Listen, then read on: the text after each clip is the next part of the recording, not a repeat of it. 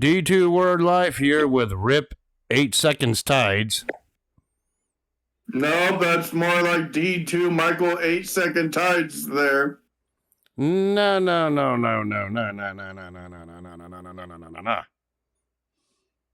That's you. Yes, it is. Yeah, no. I don't think so, Scooter, man. We all know Michael Cole's your boy, but today we... No, we all know that Michael, you like Michael Cole more than you let on. Heck no, man, that's you. Anyway, today we are reviewing WrestleMania 24. That took place on March 30th, 2008 in Orlando, Florida at the Florida Citrus Bowl with an attendance of 74,635. And this was during the brand split, so there's a lot of commentators for this show. Yeah. And the commentators were Jim Ross, Jerry Lawler, your boy Michael Cole, Jonathan Coachman, Taz, and Joey Styles, all representing Raw, SmackDown, and ECW, respectively. Back when ECW was a brand. And of course, the ring announcers, there was like many of them for many different types of matches. We had Lillian Garcia, Tony Chimmel, Justin Roberts, William Regal, Teddy Long, Howard Finkel, and Armando Estrada. Armando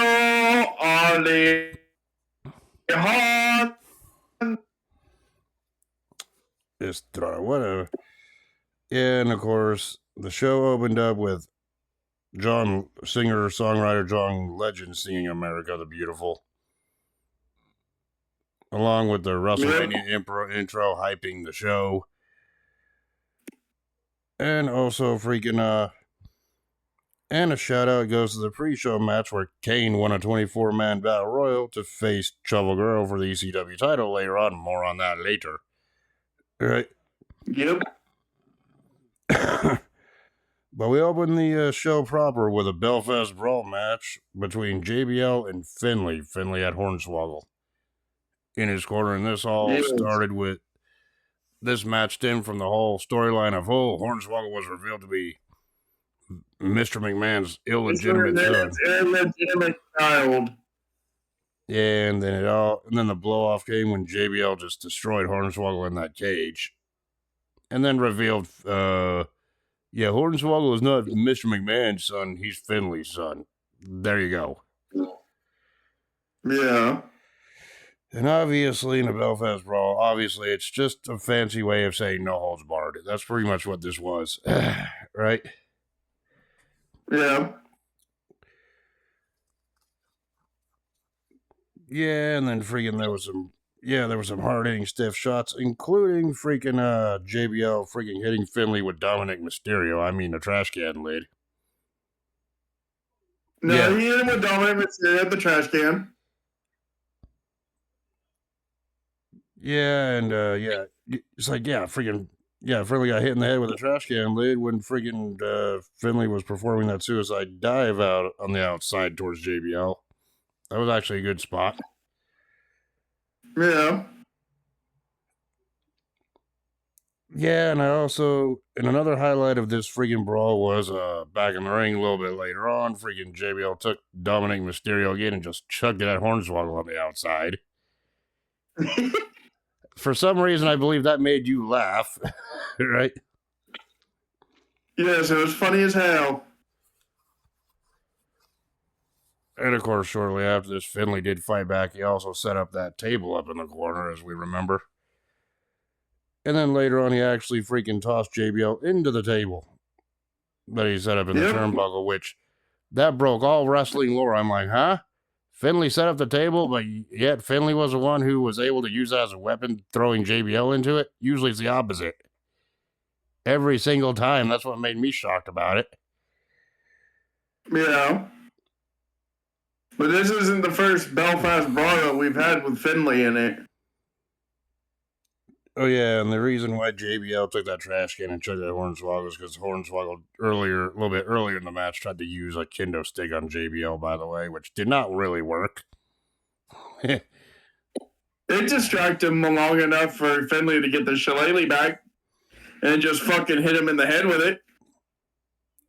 But, you know, after JBL, near the end of the match, after JBL attacked Finlay with a kendo stick right to the knees, freaking JBL delivered his clothesline from hell and pinned Finlay to win the match. Well, Finlay had the stairs. JBL hits him in the knee. Fucking, he goes down with the stamp. Seb hits him in the damn chin, and then fucking JBL's like, "Yeah, I'm gonna use my clothesline." And that was enough to give JBL the win. Yep. So yeah, it was a good little brawl to open up this pay-per-view. I mean, I'm not going into detail with every match. You just got to watch all of them for yourself. This is just a brief review, like we do for all these shows. Okay, your thoughts from start to finish of this match? It was interesting. Honestly, Finlay came out dominant, though. It's like, yeah. Honestly, I think the wrong person won. I think a more fitting end would have been Finlay winning, but, you know, that's just my opinion. But it doesn't hurt the match overall. The result doesn't hurt the match overall, in my opinion. Yeah. Oh, boy. So, afterwards, we go backstage, and boy, did I hate this bitch back then, and I hate this bitch now. Why'd they have to have Kim Kardashian on the show? Not once, but twice. You remember how hated she was back then? It's like freaking Logan Paul now. Oh, we'll talk about her other years later. Back then, she still hated. Exactly. No one really cares about the Kardashians, right? They still don't, right? Yep. But anyway, she was back there freaking talking about the Money in the Bank ladder match backstage when she got interrupted by Mr. Kennedy, who kept getting right up into her face and kept saying the winner of this Money in the Bank ladder match for the second year is going to be Kennedy. Kennedy. I think they only did that to make her. I think they only freaking had Kennedy do that to make her feel uncomfortable back there. Am I right? Oh boy. So yeah, anyway, we go and so about that match, we go to the Money in the Bank ladder match that only had freaking 7 people in this one as opposed to 8, right? Yeah. Which it was Chris Jericho versus MVP versus Carlito versus CM Punk versus Shelton Benjamin versus John Morrison versus Mr. Kennedy. And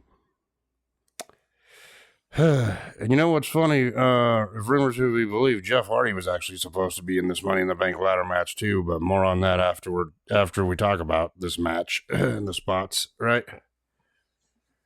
And of course, MVP. Well, Jeff Hardy got hurt. Of course, MVP was a current U.S. champion at this time. Jericho was a current Intercontinental champion at this time, but that's totally irrelevant. Those belts obviously weren't defended. Belts, Yeah. what's a belts? Right? Yeah, and obviously we know how the Money in the Bank works. I don't think I have to freaking talk about that. Right when the bell rang, all of them just left the ring and just decided to just try to grab any weapon and every ladder they can. Right? Yeah. Yeah, and then one of the highlights, and then MVP was in the ring, and he grabbed a ladder that was brought into the ring. He started using it as a weapon himself, right? Yeah. Of course, early on, freaking John Morrison climbed to the turnbuckle and performed the moonsault on the other competitors on the outside of the ring while holding a ladder. That actually looked kind of awesome. Hard hitting. It's like hard hitting. Well, Money in the Bank was always hard hitting. Still is. This is back when they did Money in the Bank ladder matches still at WrestleMania before it became its own pay-per-view. Yeah. A little later on, freaking Kennedy and Morrison were battling on top of a ladder, and then, obviously Benjamin climbed another ladder next to the first one and performed a sunset powerbomb onto Kennedy, who suplexed Morrison from the top of the ladder. I looked at that spot, I'm just like, that's an impressive spot, but there's no room for error because one wrong move, it's fucking over. For all of them, right? Yep. And then Carlito and Kennedy freaking flipped Benjamin off the ladder into the ring, in the ring, right? Causing him to crash through another ladder that was set up on the barricade. Oh yeah, but before that, let's talk about freaking. There was a ladder set up in the ring. I think it was one of the competitors was freaking like on the ladder. I don't remember who. Benjamin came in, knocked him off, and tried to bounce him off on the ladder, but the ladder broke, setting him crashing down again. Benjamin out. Right. But yeah, a little later on, yeah, like I said, Benjamin got thrown off a ladder and got sent through a ladder that was propped between the ring apron and the barricade. That was the holy shit moment of the match. Right? Yeah. Which I think that took Benjamin out of the match completely. Right? Yep. Shortly after that spot, MVP freaking was trying to grab the Money in the Bank briefcase when Matt Hardy, who returned from a legit injury, came out and delivered a twist of fate off the top ladder to MVP. Thus freaking continuing their feud. Yeah, which would lead them to be tag team champions. Yeah, and then let's talk about the other spot Let's talk about the other spot. I don't know if it was Benjamin early in the match or Morrison here when I don't remember exactly when one of them freaking took one ladder and just propped it into another ladder, looking like a big giant X. Right? Yeah. Which that didn't work out. I think Morrison got the freaking brunt of it, or it could have been Benjamin getting fucked by it. Being thrown off. I think it was Morrison. Yeah, I think Morrison got thrown off it, and who was ever near it also got hit too. I thought that was because I know Shelton Benjamin was taken out shortly after he fucking entered. Yeah. Yeah, and then freaking later on, freaking CM Punk was Jericho even performed a code breaker on the Punk using a ladder, sitting on the ladder, crashing into Punk's face. That was also brutal to see. Right? Yeah. But in the end, everyone was laid out after other high spots, hard hitting spots, you know. And then it was Punk and Jericho fighting on the ladder. And at first, Jericho swatted Punk down, but Punk got right back up. And then Punk decided, oh, I'm a freaking grab Jericho's legs, and he actually trapped one of Jericho's legs into in the ladder steps to giving him enough time to climb the ladder and retrieve the briefcase and win the match. Yep. This would be CM Punk's first of 2 Money in the Bank ladder match victories. Yep. So yeah, anyway, your thoughts on this one? I know I didn't go into all detail, but your thoughts on this ladder match? It was interesting. It would have been better if Jeff Hardy wasn't injured when he was from the Raw prior. Actually, it wasn't an injury. I know the real story. Jeff Hardy was actually serving a freaking 60-day suspension for violating the wellness policy, which is why he dropped the title to Jericho like 3 weeks before Mania. And one was an injury, I know that. And then he tried to come back, and then he was suspended for 60 days. Yep. So he had a legitimate injury, and then he tried to, I guess, relieve it with painkillers or something. I'm not quite sure what was going on at that point. Because you gotta realize, too, Jeff, I think that could be the case, and he got popped for that. Jeff Hardy, at this point in 2008, was red hot, breaking into the main event scene, and if rumor were to be believed, Jeff Hardy was originally scheduled to win this Money in the Bank ladder match. Yes, because they were pushing him for a main event. But unfortunately, shit happens, and, well, next thing you know, Hardy got suspended, and, well, they gave the win to Punk. Yes. Now, did Punk go on to superstardom with this Money in the Bank win? Not exactly, but this is where, when he cashed in, that's where he got his first world title run from. it wouldn't be until after a second Money in the Bank win that CM Punk would actually become a bigger main event star in the long run, in my opinion. Right? Yeah. So up next, we see a video package about the 2008 Hall of Fame, but that was shot after they. But that happened. We saw that after they just showed Cena, Orton, and Triple H preparing for their matches backstage. Right. Yeah. And this is Orton when he still had his Rev Theory fucking theme song. Yeah, and then they also freaking and then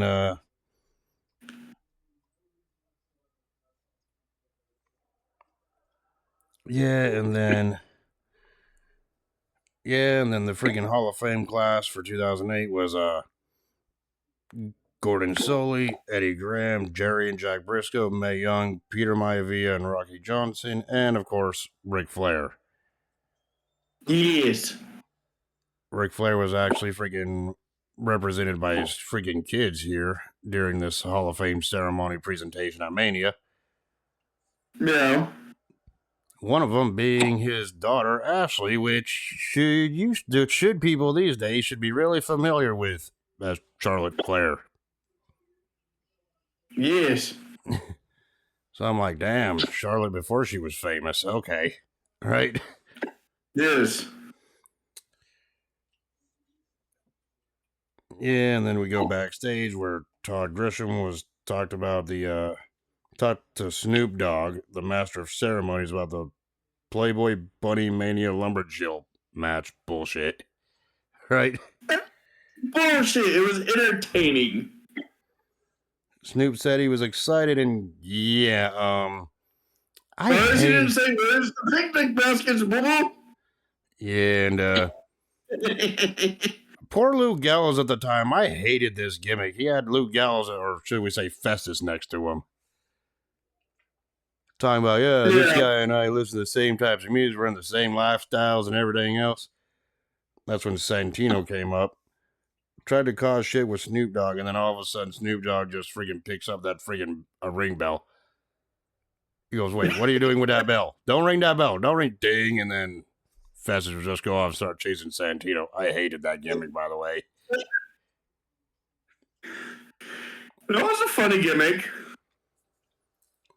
Yeah, and then afterwards, freaking Todd Grisham asks, where the heck you get that ring bell? And he goes, from my man over here, Mick Foley. And Mick Foley showed up, and after some awkward exchanges, the whole segment ended with Foley saying, have a nice dizzle, with Sago looking like a goddamn rapper. The pimped out fucking Mr. Sago. He's like, hey, Dizzle, Minizzle, fucking how mercy, or something like that. And fucking soon I was like, wow. Okay, I'm leaving. Yeah. The fact that they tried to have McFoley fucking rap. No, did Mick Foley's involvement and of course Santino being chased off by Festus make me laugh? Yeah. Will it do anything to the overall score? Not really. So next we have the Battle of Brand Supremacy match, where Teddy Long was the SmackDown announcer or ring announcer, while William Regal was the Raw ring announcer, or the Raw freaking ring announcer here. No, it was Teddy Long was SmackDown assistant SmackDown general manager, and William Regal was the Raw general manager. William Regal was the Raw general manager at the time. Yeah, but whatever. They served as the ring announcers on this show. That's what I'm implying for this match. All right. Yeah, and fucking Batista came out first. Name. Batista came out first, and like almost at the end of his entrance, that's when Teddy Long announced him as the Animal Batista. And then when Umaga came out, we heard something that's now deemed meme worthy. Umaga! Why? I don't know. I don't know if it's his English accent or something, but that sounded hilarious. Still is. And the funny thing is fucking Michael Cole was literally an announcer for SmackDown. Yeah. Fucking literally said, "Oh, it's Bautista." Predicting the future. I see. I'm like, wow. Yeah, and I think the commentators for this, it's like the commentators for this, I believe, was Cole and Lawler. I'm like, yeah, sure, stick those two together. That ain't gonna be bad. Years later, right? Yeah. But yeah, the way when Umaga came out, he goes, and from the island of Samoa, Umanga.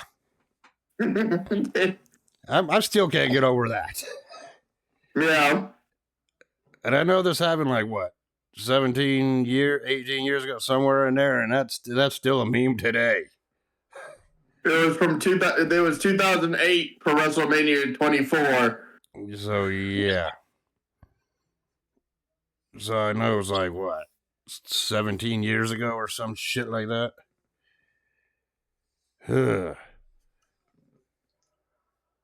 Yeah, 17 years ago. Yeah, it doesn't even feel like it's been like, oh shit, wouldn't it? Just for the record, when this WrestleMania happened, you and I were still both in high school. Feel old yet? Yes. Oh boy.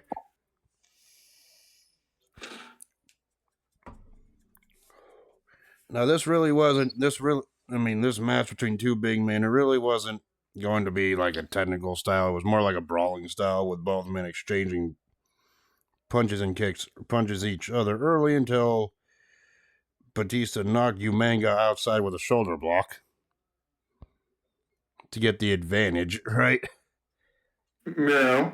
But Umaga fucking just super kicks him in the face. Yes, he did that a little later following that, right? Literally knocks Bautista out of the ring. Yeah, outside of the ring, Bautista. Yeah, and then as a result, Umanga started targeting freaking Bautista's injured back, which Batista has had a history with.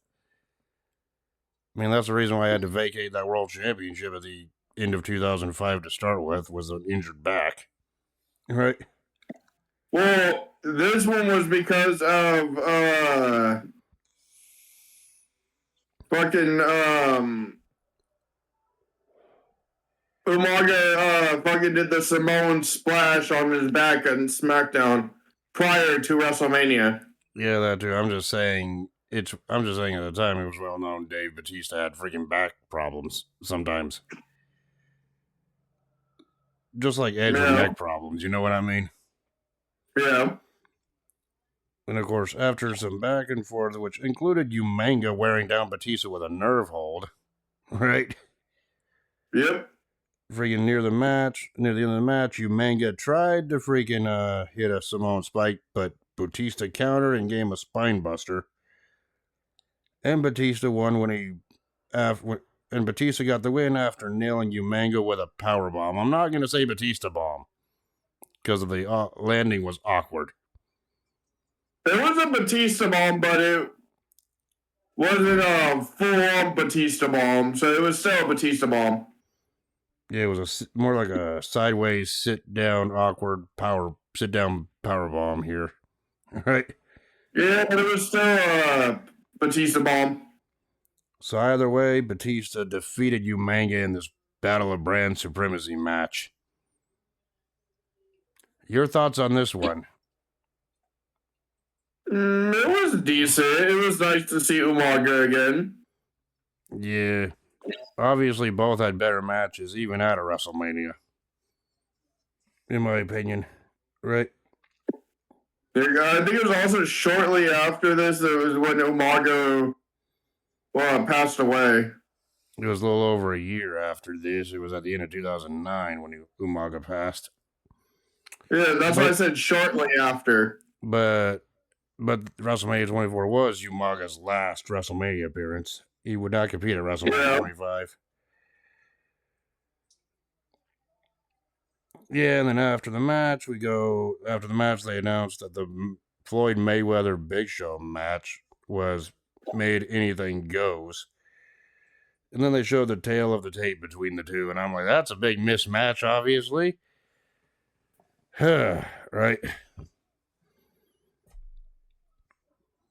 Yeah, and then we get to the next match on the show, which was for the ECW Championship.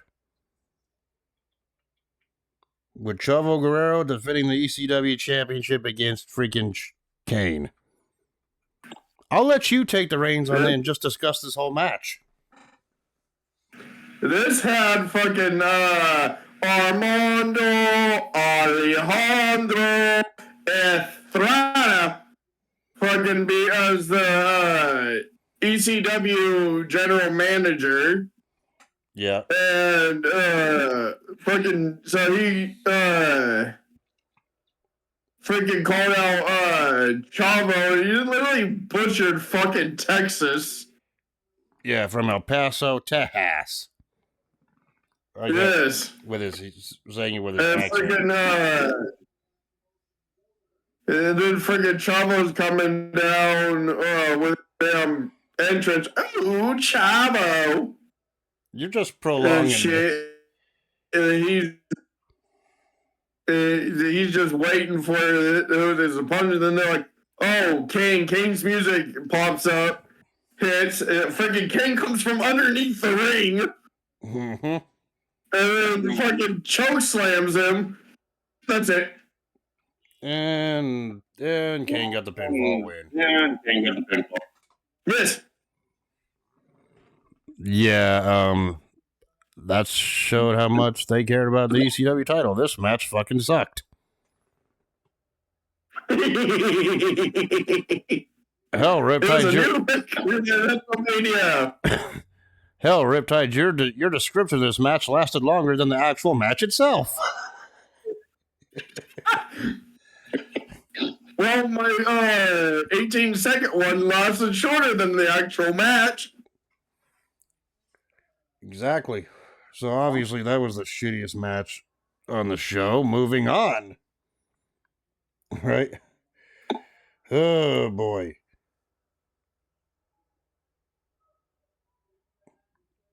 Anyway, next they showed a WrestleMania 24 commercial. Remember those back in the day before this event? The famous one with Carlito talking to Maria in the back, and then all of a sudden Carlito and a seagull got into a fight in this ad. And the seagull won. That's all you need to know about that. Right? It was very weird seeing Carlito beat the shit out of a stuffed fucking seagull. And in the end, the seagull won by shitting on him. Exactly. Sums up Carlito's role in the Judgment Day right now.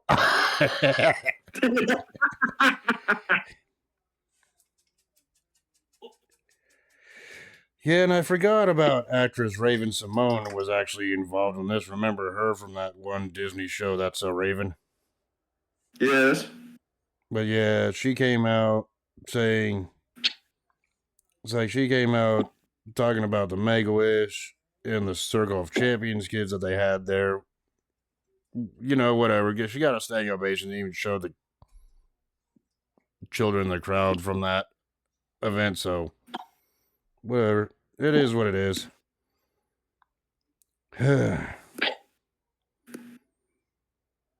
Next thing we see is the video package for the career-threatening match between Flair and Michaels. That's one of the most memorable matches on this show.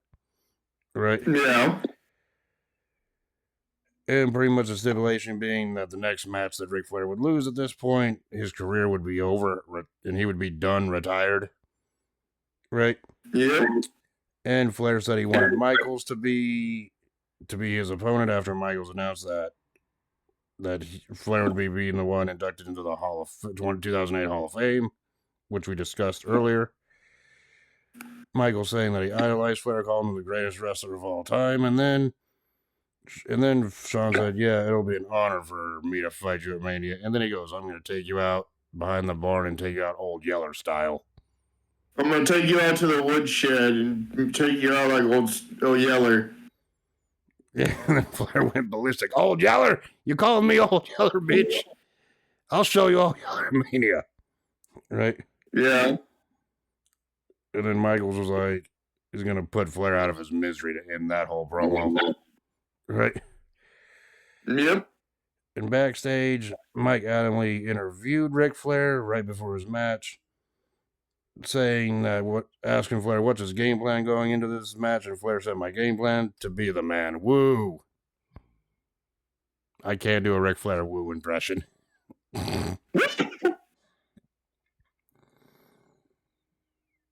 So yeah, this one.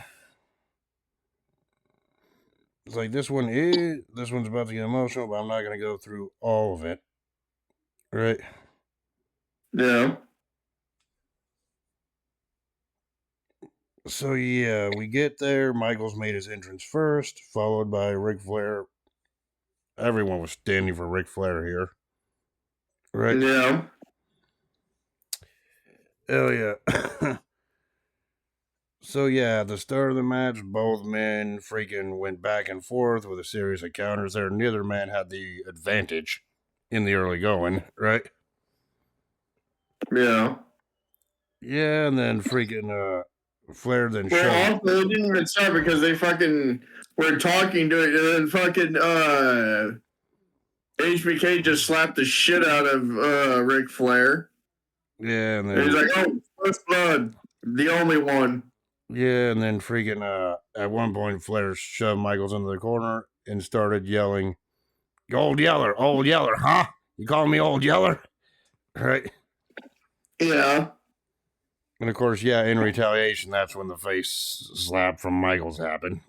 And Michaels even promised Flair, you're going to get Mr. WrestleMania on this night. Right? Yeah. And obviously, that's obviously the blood from the mouth, but you know, this match really didn't need any blood, really. Yeah, and then a little later on, shortly later on, Michaels did attempt sweet chin music, but hesitated, so Flair capitalized by locking Michaels in the figure four. So yeah, Flair's finisher, but Michaels got to the ropes, right? Forcing a break. Yeah. Then afterwards, Michaels friggin' delivered the sweet chin music for a 2 count, right? Yep. And everyone just gasped because they thought that was going to be it right there, right? Yeah. Michaels then, being the absolute asshole that he can be, actually also locked Flair into a modified version of the figure four leg lock, which, after struggling for a while, freaking Flair delivered a thumb to the eye of Michaels to break the hold. Right? Yeah. Yeah, and then, oh yeah, and we also got to mention too this. I think it was before the whole figure four leg lock for Michaels, maybe early on. I think Michaels did go for that moonsault on the outside to Flair, but Flair moved, and Michaels ate the announce table. Yeah, he fucking crushed his fucking sternum on that goddamn announce table. Fucking broke right through it and then fucking hit the metal end. Yeah, that looked like a nasty bump to take, right? Yeah. Oh boy. Anyway, back to where we were. Flair was delivering chops to Michaels. A lot of devastating chops. Now I think we know the inspiration where friggin' Gunther got it from. Am I right? Yep. Of course, despite this, Michaels executed a second sweet chin music, right? Putting him down. Yeah. And this was after Flair hit that low blow with the referee distracted, right? Yeah. Pulling off all stops. So yeah, this was after that. Yeah, and then we see it. Michaels was tuning up the band in the corner for a third sweet chin music. And right when It hesitated to pull the trigger. No, this was he actually did it. Flair actually got up. And you could see Michaels' mouth off saying, I'm sorry, I love you, before nailing the final sweet chin music and picking up the win. ending Flair's 35-year wrestling career. Yep. And this would be Flair's last official match in WWE. Of course, following the match, Michaels left the ring, letting Flair get up on his own, and, well, everyone stood up and started cheering for Flair, knowing his career was done. Yeah, there was not a fucking sitting fucking person at WrestleMania. Yep. And then the cameras proceeded to follow Ric Flair all the way up the rampway as he made his way to ringside or backstage after he embraced his family at ringside. Yeah. Now, I didn't go through all this match. You got to freaking watch it for yourself. Words cannot do me justice on this one. I'd be breaking down talking about it in full depth. Right? To be honest here. But your thoughts from what we saw on this Ric Flair Michaels match. It's an emotional match. Exactly. And yeah, this was such a great send-off for Ric Flair into retirement. And he never wrestled again. Retirement. Yeah, retirement. Yeah, and he never wrestled again, just like Norris TNA run or his final match in 2022. But other than that, he never wrestled again. Oh, boy. Right.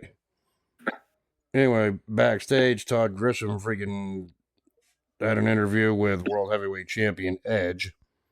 Right? Yeah. And Edge pretty much mentioned that he was a little kid, a fan, or a teenager, whatever, at WrestleMania 6 in Toronto when he seen the main event between Hulk Hogan and Ultimate Warrior. And he said Hogan was his hero, and he's seen his hero lose at Mania and got hit with a hard dose of reality. Yeah, he said he lost his innocence. I'm like, uh-huh. And he said tonight there's probably a little kid up there in the freaking stands. Like he was years ago. Right? And saying that, oh, Undertaker's going to win. It always happens. Nope, he's going to freaking hit a hard dose reality on that fan in the crowd. Pretty much Edge was saying here that he was going to be the one to beat The Undertaker at WrestleMania. Yeah.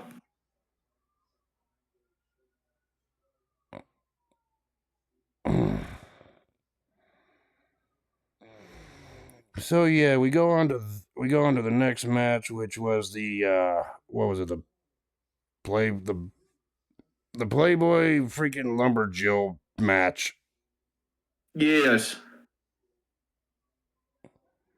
Oh boy. Didn't really like this one at all. I found it entertaining. But yeah, we'll talk about that here. Because, we kind of have to.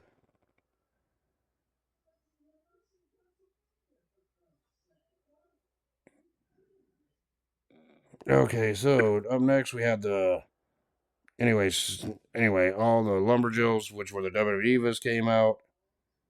I'm not even going to go through all their names. That's totally irrelevant here. Yeah, after the Divas came out on the rampway, entranceway, freaking Snoop Dogg made his entrance on that tricked out golf cart he had. Yep. Which I bet you were looking at that thinking to yourself, man, I want to ride that thing.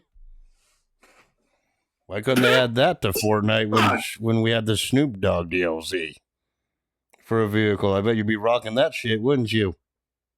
Yes, I would. It was pimped out as fuck. So yeah, in this match, it was Maria and Ashley Massaro who replaced Candice Michelle due to an injury, taking on Beth Phoenix and Melina, who were accompanied to the ring by freaking Santino Marella, your boy. Nope. So yeah, do we really gotta talk about this? Snoop Dogg was also freaking named the official master of ceremonies, whatever the hell that's supposed to mean, right? Master of Ceremonies is the big honcho. And at ringside, freaking Snoop Dogg was sitting there on a freaking decked out, freaking looked like a throne that a king would sit on. Yeah. Oh yeah, and like halfway through the match, this is why it was funny for all the wrong reasons. Freaking the lights went out. The Citrus while having technical difficulties. Yeah. Besides that, it was just a routine match up here. At one point, I think it was Ashley got dumped out of the ring. The heels, divas, women at the time beat her up and put her back in the ring. Same thing happened when I believe Molina was tossed out. Near the end, Maria got a pinfall, I believe, on Molina or something, but freaking Santino put Molina's legs on the rope, but then Jerry Lawler got up, approached Santino and knocked him down with a punch, saying he was tired of this Santino bullshit, basically. Yeah. Yeah, before that they were just going back. It was just their standard tag match. But Beth Phoenix came in when Maria was distracted by that. She executed a fisherman suplex on Maria to win the match. Not even freaking goddamn Phoenix's finisher here. Not even the Grand Slam, right? Yeah. And after the match, Snoop Dogg freaking executed a clothesline to Santino and then kissed Maria before leaving with her and Ashley. Yep. Besides that, it was just your typical standard tag match. I could have gone into detail, but I don't want to bore you with that. But I just like how when the lights went out temporarily in the arena, freaking Jerry Lawler on commentary was like, "What the? Did the Undertaker just arrive? What?" Yes. But yeah, not a whole lot of highlights for this one. Besides, the Lumberjills getting involved in the course of power outage. But yeah, your thoughts on this one? Women's wrestling has evolved way so much, it's hard to watch these old matches back. It was interesting. I liked it. I mean, neither team had the advantage for very long, and it just seemed like they were out there just to do their stuff real quick and then leave again. Right? Yeah. I felt like it could have used more time and more of a story being built in this tag match, honestly, but, this was women's wrestling in the 2000s. It really wasn't that level of great yet like it would be today. Yeah. Oh, boy. Now that that's over with.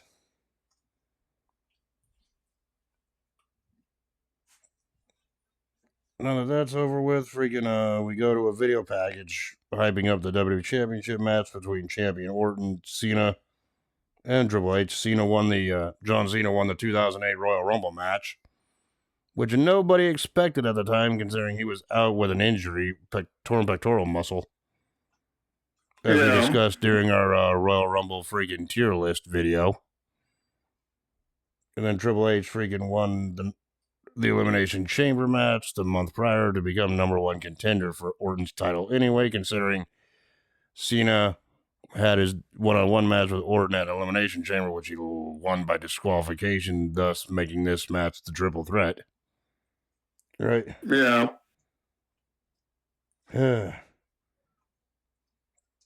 And of course,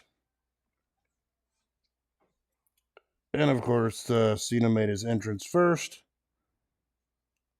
with a college band theme rendition of his My Time Is Now theme song. Right? Yeah. Wearing the number 54 jersey, obviously. Which is Cena's number in college football, apparently. Right?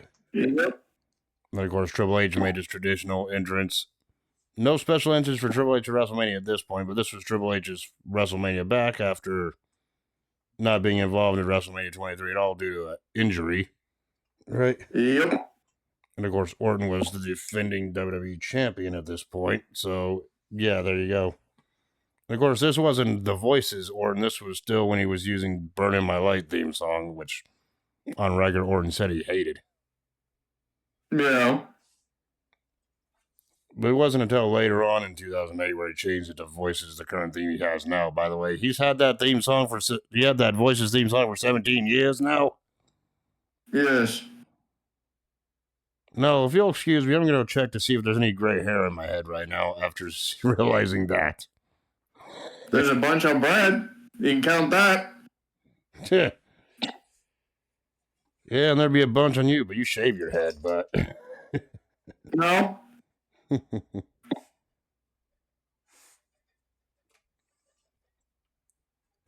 Yeah, but then... Yeah, I think this was like either early on or during the match. Freaking Triple H freaking had Orton in a sleeper hold, but then Cena then picked up both Orton and Triple H for the FU, but Triple H freaking dropped down and he decided to be a dick to John Cena by giving him the low blow. All right? Yeah. Yeah, and then later on, Orton then dominated the match for some time, beating down both men until freaking, yeah, and then at some point, a little later in the match, freaking Orton performed a cross body from the top rope onto Cena, while freaking Cena was being held on Triple H's shoulders, looking like pretty much looking like a doomsday device, but with a crossbody instead of a clothesline. Right? Yeah. Which that looked impressive. And also at one point, freaking Orton performed a DDT on both Triple H and Orton or Triple H and Cena at the same time. Right? Yeah. And then Orton tried to go for an RKO on Cena, but Cena countered it and threw Orton into Triple H. And then freaking Triple H then started targeting Orton's leg, weakening him up some more with submission holds. I believe at one time Triple H even used a crossface on either Orton or Cena. I think it was Orton he put the crossface on. I could be wrong. Right? Yeah. Shades of somebody that should not be mentioned at this point. Right? Uh-huh. And, you know, this match was back and forth. No one had the advantage for a long period here, like I said before. And of course, near the end of the match, Cena had Triple H in the position for the FU, but Triple H countered it into a pedigree, and as Triple H was about to go for the pinfall, Orton came back, punted Triple H in the head, and then pinned Cena to win the match and retain the championship. Oh boy, your thoughts on this match, because it felt like the ending came suddenly after like a good short three-way brawl here. That's interesting.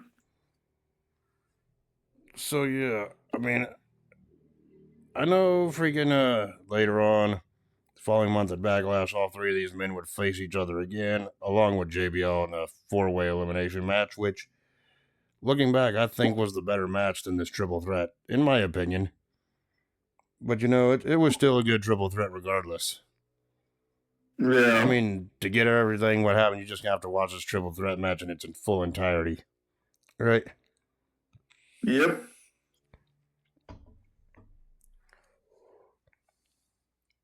Yeah, and then after that one, we go to...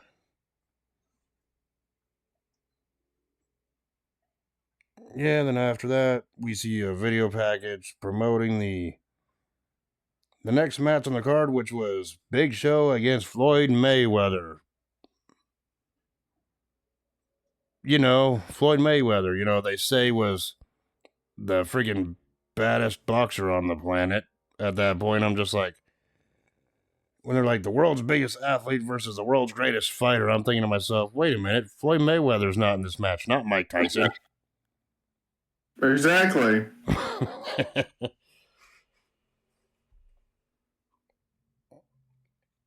So yeah, and the rules to this matchup were, the rules of this match that the match can be won by pinfall, submission, or by knockout. Right? Obviously, no disqualifications. Obviously, no disqualifications in this one.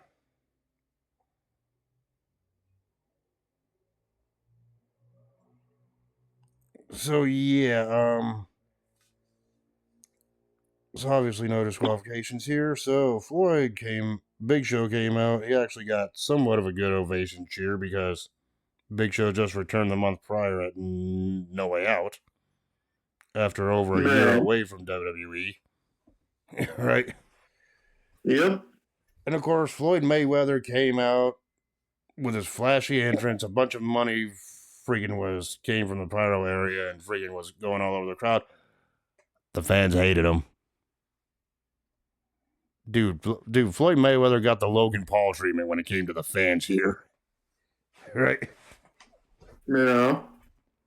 Fans were booing him, didn't really give a shit about this celebrity invading, or this boxer invading their WWE sport or wrestling sport.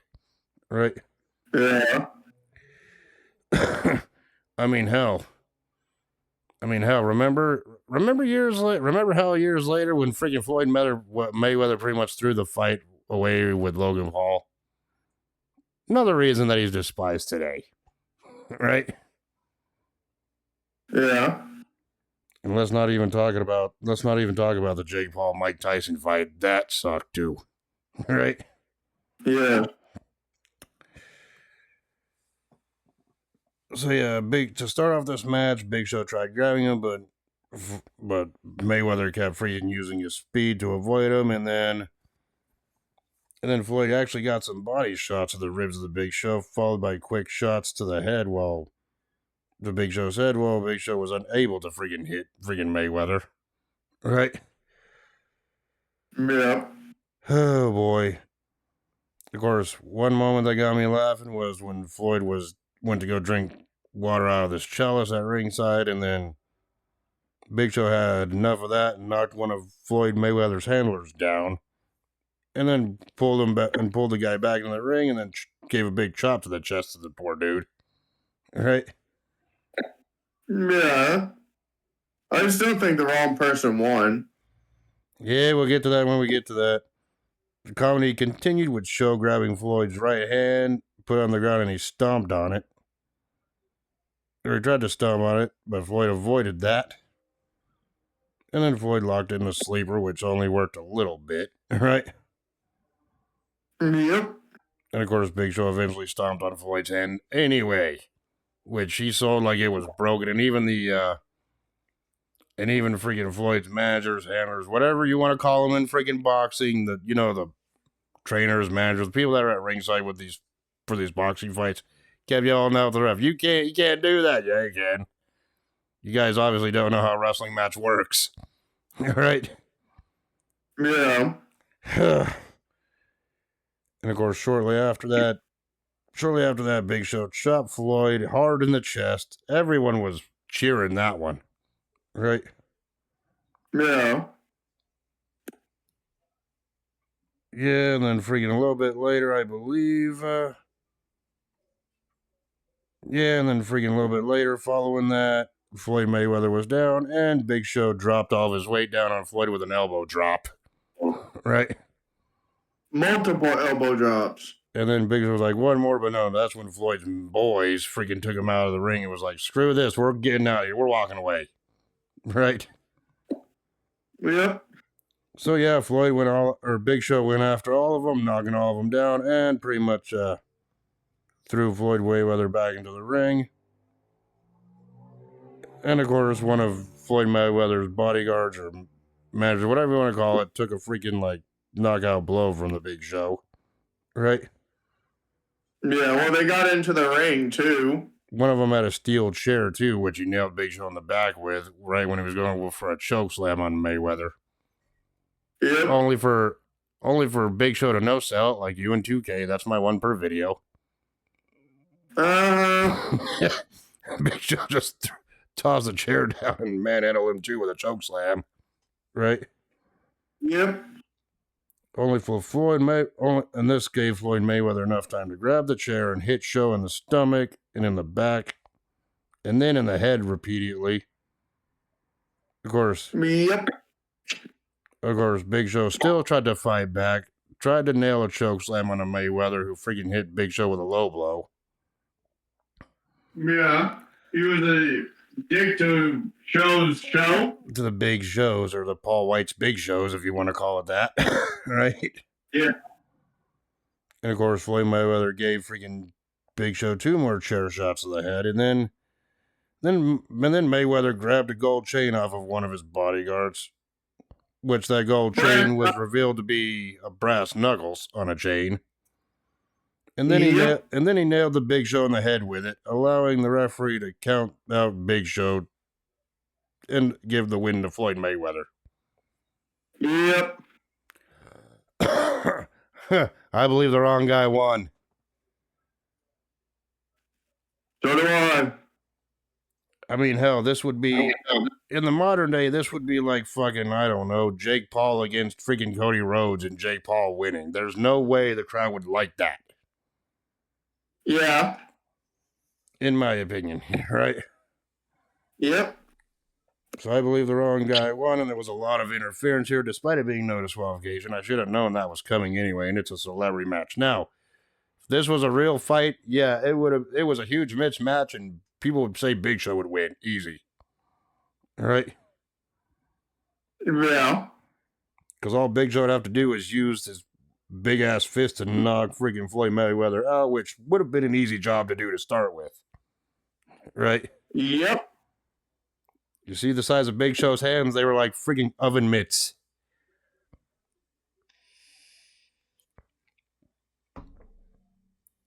Ugh. Yeah, and then this wasn't shown on the Peacock version, but they did air a commercial, an ad for about WrestleMania 25 being in Houston for the following year. Right? Yeah. Houston, Texas. We all know the big match from WrestleMania 25 was Taker and Michaels, and yeah, we still need to review that event too. Right? Yeah. Anyway, the WrestleMania guest hostess, Kim Kardashian, was in the ring to announce the attendance record, or the attendance for the show. No one really cares about Kim Kardashian. I'm not even going to go through what she said. Right? Yeah. I wonder how much money freaking Vince paid her just to read off the attendance record for this show. Right? Quite a bit. Yeah, and then they showed a video package hyping up the main event, which was the World Heavyweight Championship match between Edge and The Undertaker. Undertaker winning a number one contenders elimination chamber match to get this opportunity, while Edge, as the world champion, had 2 successful defenses on pay-per-view against Rey Mysterio at this point. Yeah. And the story of this can go all the way back to 2007 when Edge cashed in the Money in the Bank to take the championship off of Taker to begin with, followed by Edge returning at the Survivor Series after an injury, thus costing Undertaker the world title again at Survivor Series to Batista in that Hell in a Cell match. Right? Yep. And of course, this was built, and then Edge won the world title at Armageddon the previous year, defeating freaking Batista and The Undertaker in a triple threat, which saw the debut of Kurt Hawkins and Zack Ryder. Totally forgot that Zack Ryder was an edgehead, to be honest. Yes. So yeah, like I said, Taker won the Elimination Chamber match at No Way Out to become number one contender here. And you know what's funny? The Undertaker, this was championship versus streak. Edge talked about, the Undertaker's 15-0 at WrestleMania at this point, but he's going to be 16-1. And you know who else is undefeated at WrestleMania? Me. 15-1, you mean? Or 15-1, yeah. That's what Edge was saying. And Edge was also saying, you know who else is undefeated at WrestleMania? Me. That is not true. Edge had a freaking loss at WrestleMania before this event. Yeah. Edge may have had at least 5 wins at this point at WrestleMania, but he had 1 loss. He lost the Money in the Bank ladder match at WrestleMania 23. So that statement was completely false. Right? Yep. And of course, we go back to the arena after the video hype package there. And the Druids are all up on the entrance area.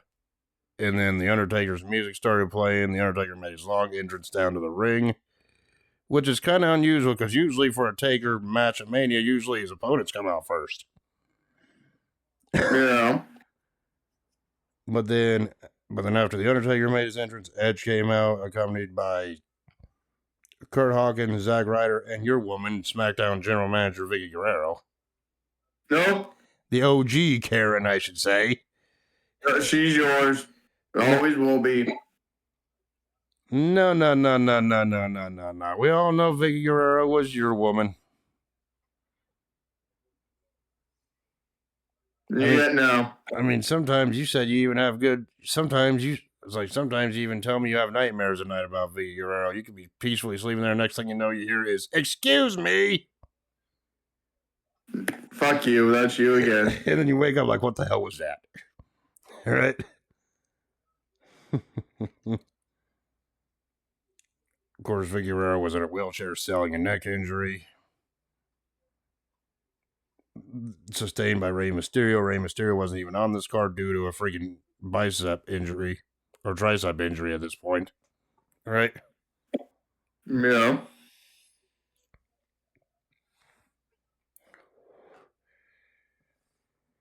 Oh boy. Now the match officially started. The Undertaker was in control of Edge, including Taker hitting his sleeping clothesline on the Edge, which prompted your boy Cole to say vintage Undertaker early. Like, what? Then the Undertaker early on went for the freaking old school, you know what he does. One of his signatures we're used to seeing all the time, but Edge freaking stopped it when he flung them off the top rope. And Taker rolled into the corner. Right? Well, reverse of a reverse because... Or Taker rolled through the reversal. Edge was grabbing him off the top, and then Taker rolled and freaking threw Edge. And threw Edge into the corner, followed by a running knee into the corner on the Edge. Went over to the top of the floor, yeah. Right? Yep. A little later on, Edge drove Taker back first into the side of the ring, or should we say the ring apron, brag breaker, and hit a neck breaker on the ropes, right? Yep. And then Edge continued to beat down on a while, and then like a little later on, Edge went up to the top rope, but Taker shoved him off, sending Edge crashing onto the floor, right? Yeah. And then the Undertaker then performed his leap over the top rope on the Edge onto the floor. Right? Right? I think that's what's called the no hands plancha by Taker. Yeah. A move that he's done many times that he would kind of cut out of his arsenal later on as his career winded down. Right? Yep.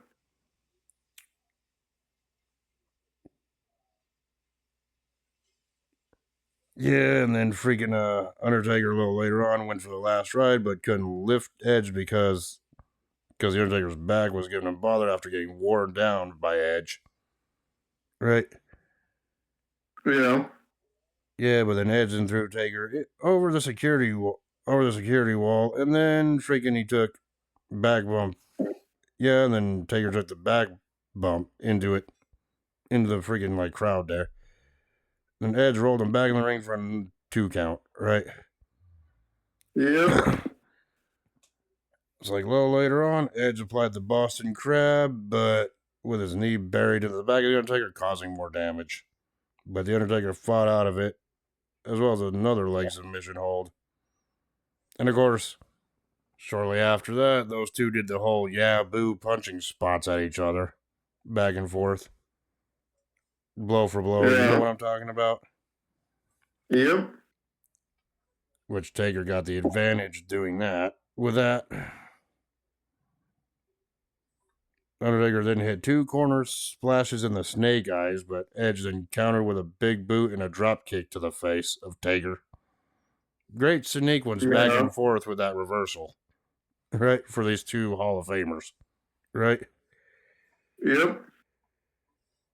A little later on, Taker went for the choke slam, but Edge countered it into the execution DDT for a 2 count. Like this match could have gone either way, even though we know who was going to win, right? Yep. Edge again prevented freaking the old school once again by crotching Taker on the top rope. So Edge is a dick to Taker's dead man's. Yes.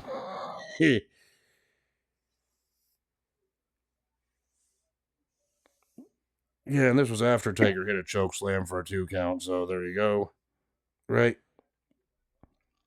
A little later on, Yep. freaking Taker was going for a last ride after nailing Edge with punches in their corner, but Edge countered into a neck breaker for another 2 count.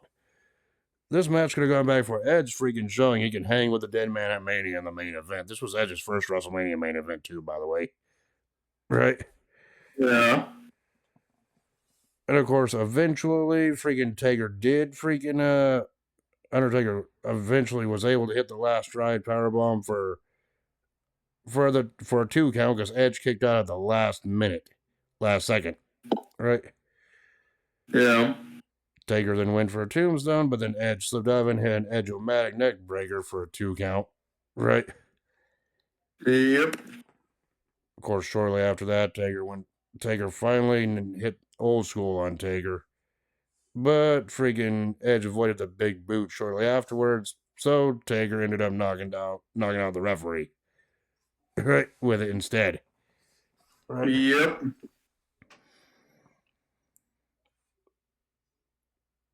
So yeah. And then a little later on, Undertaker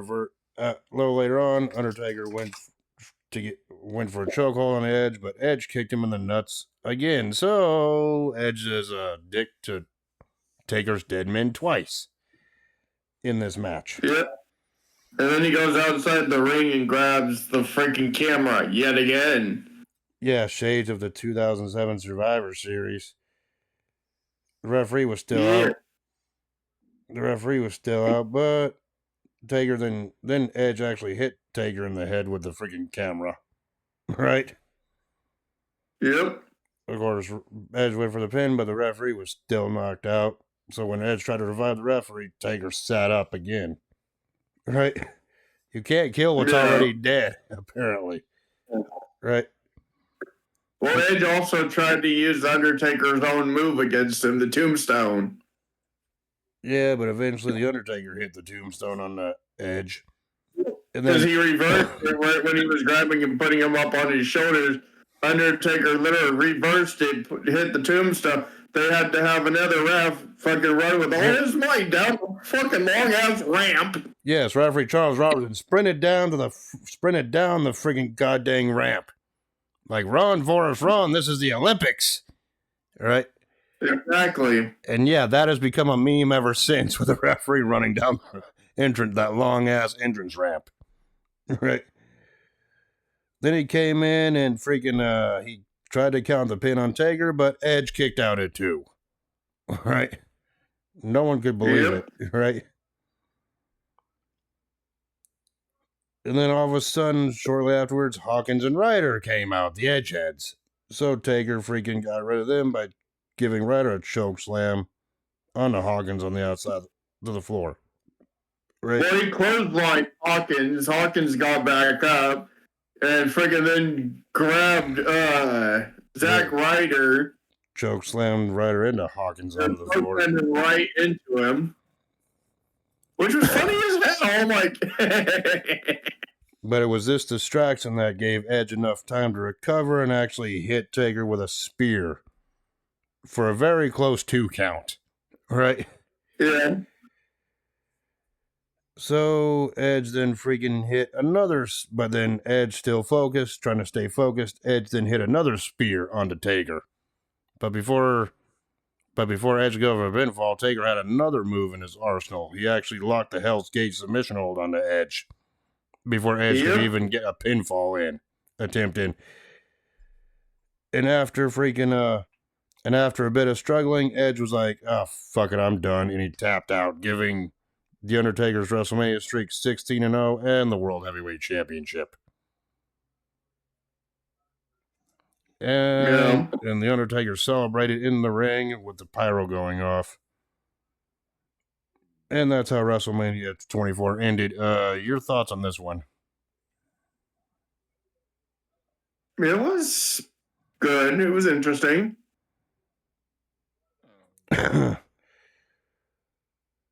Oh boy. So yeah, at the end of the show, Taker was celebrating with the World Championship as the pyro went off, celebrating his victory.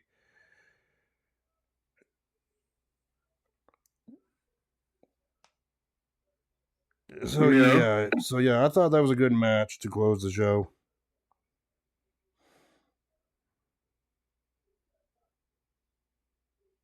But there's one last thing we need to talk about from WrestleMania 24. Ooh. And that was apparently this was actually confirmed. Apparently there was a point at the end of the match where the freaking dang pyro went off with Taker celebrating his win, that the pyrotechnics kind of malfunctioned during a section of the crowd and actually went into the crowd. Yeah. Causing injury to those sitting near the pyro display. Yeah. And like a full section got hit with it. There was no reported deaths, just minor burns, but that just proves that being a fan could be risky. Yeah. But that doesn't affect my overall score. Obviously, everyone involved in that incident turned out to be fine, just with minor injuries there. Otherwise, there would have been a big lawsuit we would have heard about. Well, they did have a lawsuit, but it's handled behind closed doors. Yeah. So anyway, that being said, I thought the main event was from start to finish was actually a good, decent match. Well, yeah, and also along with this, there was speculation too, and rumors go around that Vince McMahon actually wanted Edge originally to beat Taker here at WrestleMania. But when that creative idea was presented to Edge, apparently Edge was like, nope, I'm not gonna be the one to beat Taker, sorry. Yeah. Because, despite being a heel, Edge even said himself he doesn't want that kind of heat that he can never come back from. Apparently Brock wanted it years later, but you know what I mean. But anyway, now we come to our favorite part of the review, and that's our rating system. JBL defeating Finlay in that Belfast brawl. I gave that one 4 out of 5. I gave it 4.5. You enjoyed it slightly better than I did, but we're about the same. CM Punk winning the Money in the Bank ladder match, I gave that one 5 out of 5 just because of the crazy ass, hard-hitting spots. Yeah. Would you agree?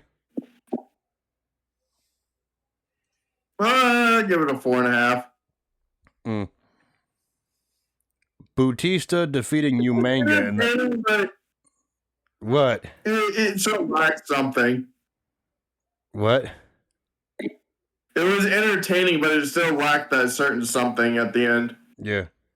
Bautista defeating Umanga in that Battle of Brand Supremacy match, I gave 3.5 out of 5. 5 out of 5. Why do you give it 5 out of 5? It wasn't even that great of a match. It was still interesting to see. It was hard hitting. It was nice to see Umaga again. I think you're only giving it 5 out of 5 because of William Regal pronouncing Umaga's name as Umanga. Maybe. Anyway, Kane defeating ECW champion Chavo Guerrero in that nothing of a match, 0 out of 5. And I don't like giving zeros. I don't like giving a 0 out of 5 score to any Kane match, but that one didn't do it for me. 5 out of 5. You just want to see the world burn, don't you? Because everyone was going to disagree with that. I liked it. Yeah, it's 0 out of 5 for me. Screw that one. 5 out of 5. Yeah, I'm going to hell for that one. You're going to hell for this one. Shawn Michaels defeating Ric Flair in that career-threatening match. I gave that one 5 out of 5. 5 out of 5. And like I said, Ric Flair never wrestled again. You can sense the sarcasm in my voice. Yeah. Melina and Beth Phoenix defeating Maria and Ashley in that Playboy Lumberjill tag match. I gave that one freaking 3 out of 5. I give it a 4.5 out of 5. Such a high rating. Interesting to see. It was the first concept that they did. Yep. At WrestleMania, and it was funny as hell that they had a power outage. In mid-match, power comes back on. Yeah. Randy Orton defeating Triple H and John Cena in that triple threat match to retain the WWE Championship. I gave that one 3 3/4 out of 5.